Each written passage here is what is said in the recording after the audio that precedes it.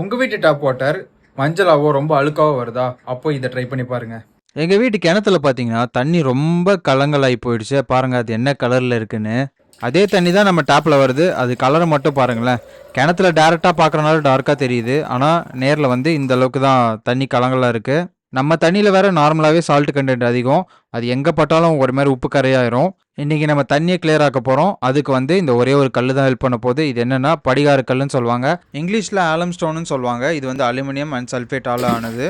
இதை நீங்க டைரக்டாவும் அப்படியே போடலாம், இல்ல தண்ணியில கரைச்சும் போடலாம். இதை அப்படியே ஒரு துணியில கட்டி அப்படியே உள்ள முங்குற லெவலுக்கு வச்சு கூட விடலாம். இதை நம்ம எப்படி ஒர்க் ஆகுதுன்னு பார்க்கறதுக்கு தனியா ஒரு பவுல்ல தண்ணி எடுத்துட்டு அந்த ஆலம் ஸ்டோனை போட்டு விட்டுட்டேன். இப்போ இதோட ஒர்க்கிங்கை பார்த்தலாம்.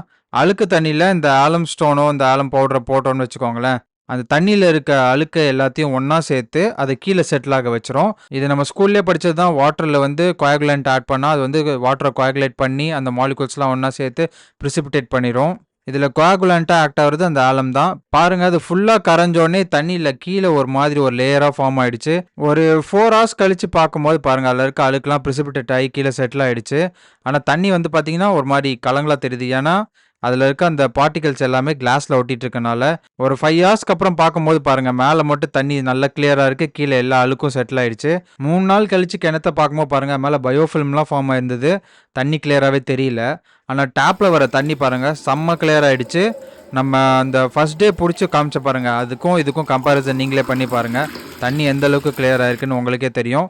கிணத்துல தண்ணி நிறையா இருக்கனால நான் அந்த ஸ்டோன் கொஞ்சம் எக்ஸ்ட்ராவே போட்டிருக்கலாம்னு நினைக்கிறேன். நான் ரொம்ப கம்மியாக போட்டேன். இல்லைனா இது துணியில் கட்டி டாப்லேயே சமர்ஜ் பண்ணுறது வந்து இன்னும் பார்ட்டிகல்ஸை நல்லா கீழே எடுத்துகிட்டு போவோம்னு தோணுது. அதையும் நம்ம இன்னொரு வாட்டி ட்ரை பண்ணி பார்ப்போம். இந்த வீடியோ உங்களுக்கு யூஸ்ஃபுல்லாக இருக்கும்னு நம்புகிறேன்.